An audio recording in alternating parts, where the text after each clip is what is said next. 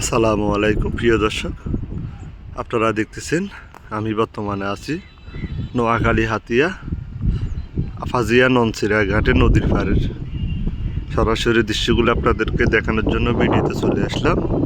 আপনারা যেখান থেকে ভিডিওটা দেখবেন, আসলে অনেক ননসিরা ঘাট আমি ব্যবসা করেছি, একদিন পর্যন্ত আসা হয় না, তাই সময় করে চলে আসলাম ঘোরার জন্য।